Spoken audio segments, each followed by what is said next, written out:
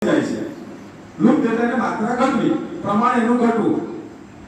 એટલે સરકારશ્રીને અચાનક યાદ આવ્યું કે ભાઈ વિદ્યાર્થીઓ અને શિક્ષકોમાં સંસ્કૃત ભાષાનું પ્રમાણ ઓછું થઈ રહ્યું છે, એની માત્રા નહીવત થયેલી છે.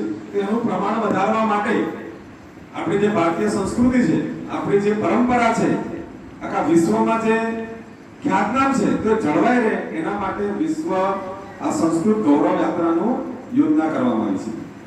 આપણી જે 2020ની જે શિક્ષણ નીતિ છે એ શિક્ષણ નીતિની અંદર પણ સંસ્કૃતનો મહિમા મૂકવામાં આવ્યો છે.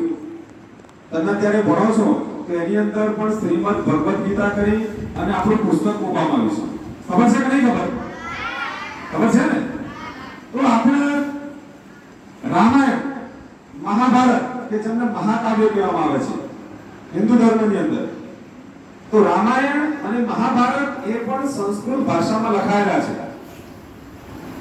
કુરુક્ષેત્રના મેદાનની અંદર જ્યારે મહાભારતનું યુદ્ધ રચાયું અને જ્યારે અર્જુનને યુદ્ધ કરવાની તૈયારી થાય અને કુરુક્ષેત્રના મેદાનની અંદર જ્યારે અર્જુન યુદ્ધ કરવા માટે તૈયાર થાય છે કાંટી ધનુષ્ય લઈને, અર્જુનને એમ થાય છે કે મારી સામે તો મારા કાકાના છોકરાઓ, મારા કાકા, મામા અને સગા સંબંધીઓ જ ઊભા છે, તેમની સામે મારે યુદ્ધ કેમ કરું?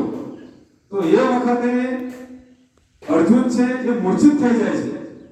એને એમ થઈ જાય છે કે મારે હવે યુદ્ધ કરવું નથી, કેમ કે મારા સગા સંબંધીઓ, મારા કાકા કુટુંબીઓ, મારા ભાઈઓની સામે લડી એમને મારી અને મારે કોઈ વિજય મેળવવો નથી. તો એ વખતે આની જે અર્જુનની અવસ્થા જોઈ અને શ્રી કૃષ્ણ ભગવાન એમના મોઢામાંથી જેનું જે ગાન કરે છે શ્રીમદ ભગવદ ગીતા, એ પણ સંસ્કૃત ભાષામાં રચાયેલી છે. કઈ ભાષામાં રચાયેલી છે? સંસ્કૃત ભાષામાં.